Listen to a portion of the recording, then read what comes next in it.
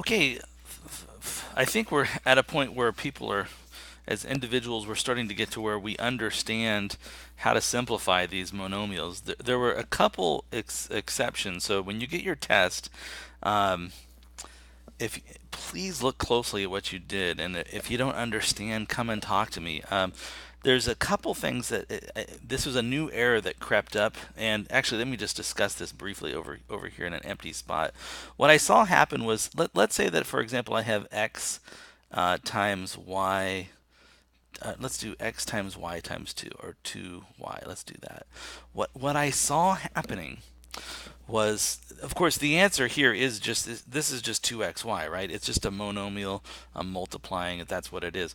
What I saw happening was people were writing down that we had an x and they were multiplying that by a 2 and a y. Really be cautious here. In this area model, this, right, is represented by, this is 2 plus y, right? There's a length of 2, and we're adding to that a length of y.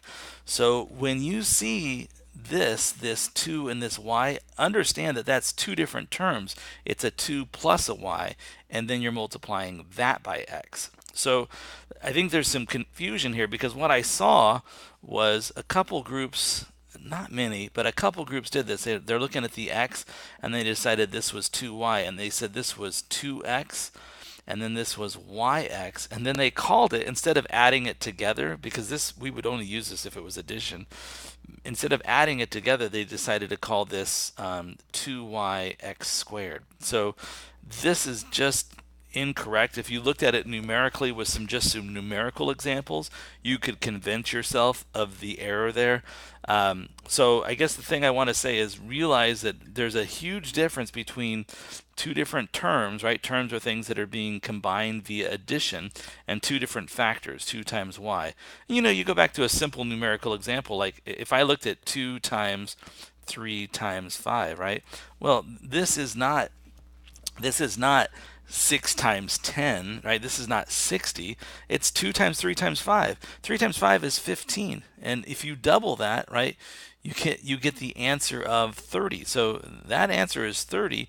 And if you do this thing where you're doubling both of them and you're getting 60, really what you're doing there is you're multiplying by 4. You're multiplying by 2 twice. So again, this has an answer of 30, right? And if you're looking at this and you're deciding that you're going to multiply both of these by x, you don't understand what you do when you multiply three things. You're overgeneralizing, and you're confusing, what happens with terms times something. Anyways, making too much out of this for a very small number of students that are confused by that. But if that sounds like you, if it sounds like something that's been confusing you, please see me. Please see, mom or dad. Please see a student in the class who understands this, so that you can correct these errors before you go forward. So when I look at A, I see I've got x squared squared. So that means, literally, just by definition, I've got two of these x squared. So I can write it out as x squared, which is x to the fourth power.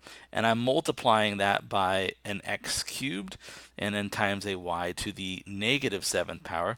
Of course, x to the fourth times x to the third, that's a total. If I look at all this is a total of 7 factors of x, right? It's x times x. So this is x to the seventh power times y to the negative seventh power. And then the way that we deal with negative exponents is, if I multiply both the numerator and denominator by y to the positive 7, right? In my numerator, y to the negative seventh times y to the positive seventh is y to the 0 power, and y to the 0 power equals 1. So everything that I highlighted in yellow right there just equals the number 1.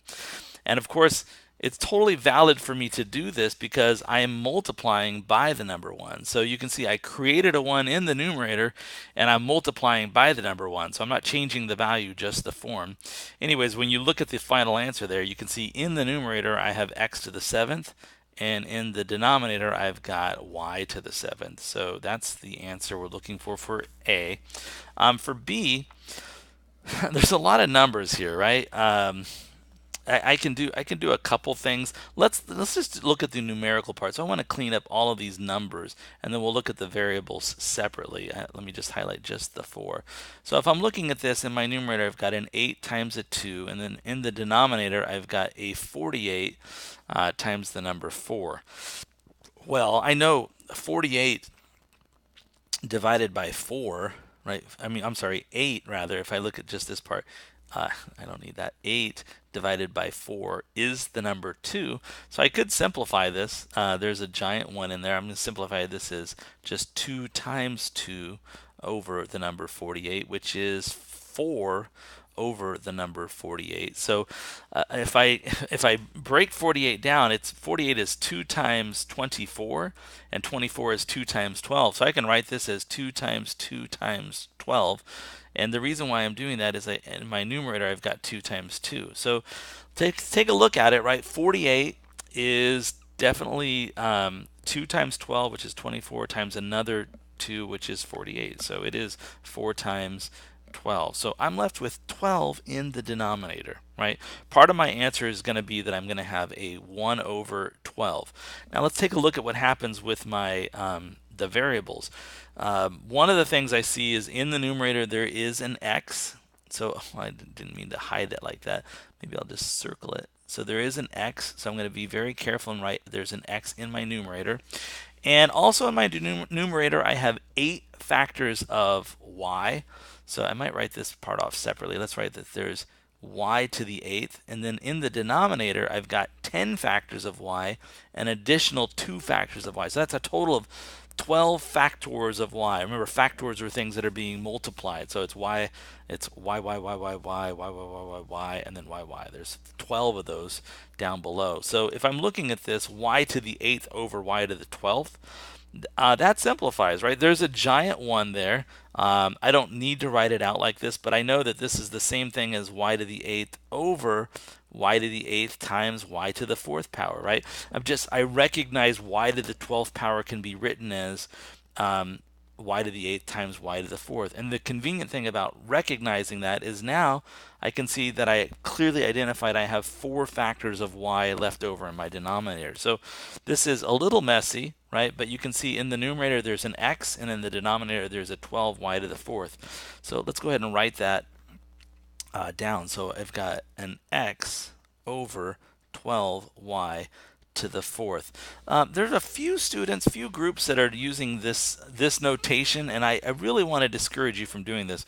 If you write x over 12 and then y to the 4th like this, it's a little ambiguous. I'm not exactly sure if that's x over 12 times y to the 4th, or if it's x divided by 12y to the 4th. So be careful.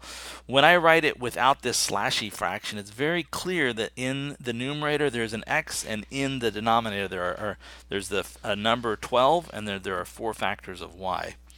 Let's look at C. I guess let's look at this numerical part first, right? I've got this fraction 4/3 times 6/2. And if I look at that, geez, we can clean that up. That becomes 4 times 3 over 3. So what I did is I just recognized that 6 divided by 2 is the number 3. So I left it as 3. And now I can say I've got another giant 1 in the form of 3 over 3. So this just becomes the number 4. So there is a 4 in the numerator for my answer. And then in terms of what's in the denominator or numerator, let's write this out. So I can see there's a factor of a here, and then there's 4 more factors of a. So part of my answer is I've got a to the 5th in the numerator. There is a b to the 3rd power also in the numerator, and then down in the denominator there's also an a to the 5th. So hey, guess what? A to the 5th over a to the 5th creates just the number 1. So we're left with 3 factors of b to the 3rd. So this is my answer, right? Wouldn't put over 1, but it's just 4b cubed. So we'll go ahead and write this as 4 times b to the 3rd power. All right, last question we have there is D. And geez, a couple things we could do. Well, 12 divided by 4 is 3. So I guess we could start by just recognizing that this is the same as 3 x squared, and then down in my denominator I've got x to the negative second times y to the second. The other thing that I could do right away now is eliminate this negative x to the negative second in my denominator, and I would do that by multiplying by x squared over x squared, right? X squared in the top, x squared in the bottom. Again, this thing that I'm multiplying by is the number 1, so I'm not changing the value of this fraction. I'm just going to change its form.